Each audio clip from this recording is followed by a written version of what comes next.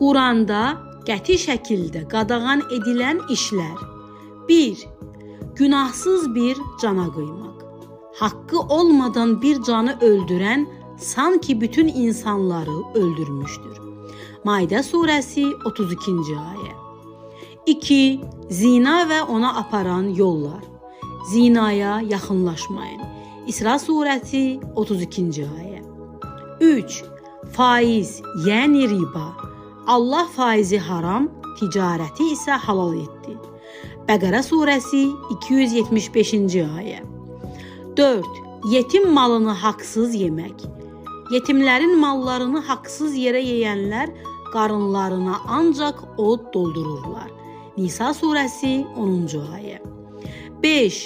Rüşvət və haqsız qazanc. Aranızda mallarınızı batil yollarla yeməyin. Bəqərə surəsi 188-ci ayə. 6.